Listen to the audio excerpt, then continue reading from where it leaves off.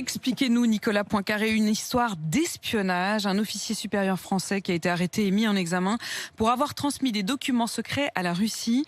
Qu'est-ce qu'on sait de cette affaire? Alors, on sait que ce lieutenant-colonel français était en poste à l'OTAN, au centre de commandement des forces alliées qui se trouve à Naples, en Italie. Il était employé sur la base de Lago Patria. C'est là que sont planifiées toutes les opérations militaires pour le sud de l'Europe et notamment les manœuvres des navires en Méditerranée, un sujet qui est particulièrement sensible en ce moment. L'alerte a été donnée à la suite d'une rencontre qui a été repérée entre ce Français et un officier du GRU.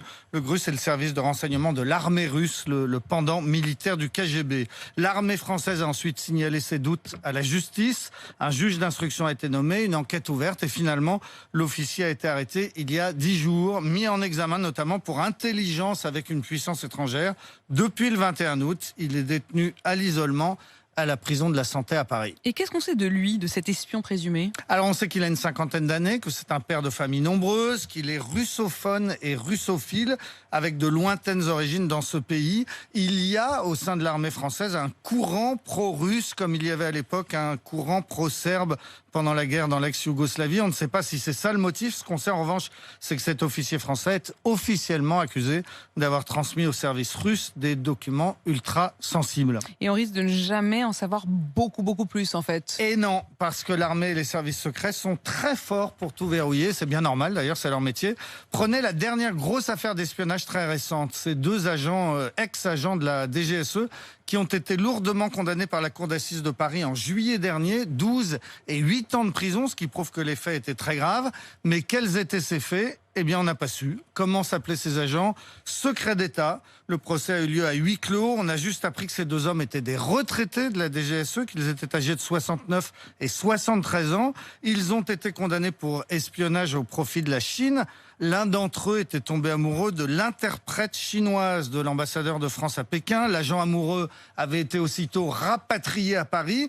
Mais quelques années après, il avait pris sa retraite. Il était reparti en Chine. Il avait épousé l'interprète et tous les deux s'étaient installés dans le pays. C'est une belle histoire, mais ça ne nous dit pas du tout les secrets que ces deux espions ont livrés à la Chine, ni quand, ni comment. On n'a jamais su. Et avec le temps, les histoires finissent quand même par sortir, comme l'affaire Farewell, qui date des années 80. Alors ça, c'est la plus grande affaire d'espionnage qui concerne la France. C'est même l'affaire du siècle, avait dit le président américain Ronald Reagan. C'est l'histoire d'un agent du KGB de très haut niveau qui aimait beaucoup la France et qui détestait son pays, l'URSS.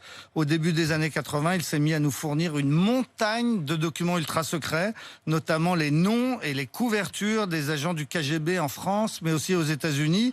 Ça a duré 14 mois, c'était une mine d'or. François Mitterrand faisait suivre toutes les infos à Ronald Reagan, mais cet agent qui s'appelait Vladimir Vetrov et qu'on avait baptisé Farewell est finalement devenu fou et parano et alcoolique. Il a tué sa maîtresse parce qu'il avait peur qu'elle le dénonce. Les Russes ont cru que c'était un crime passionnel et ils l'ont condamné à 12 ans de camp.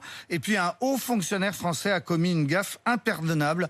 Par maladresse, il a grillé l'agent. Les Russes ont alors compris. Ils l'ont ramené de sa prison, de son camp, jusqu'à Lefortovo, la prison à Moscou. Et là, ils lui ont mis une balle dans la tête. C'était il y a 40 ans. Les histoires de traîtres se régler sans procès. Aujourd'hui, elles finissent devant la cour d'assises, mais à huis clos. Mais à huis clos, sans que grand-chose n'en sorte. Passionnante affaire, Nicolas Poincaré.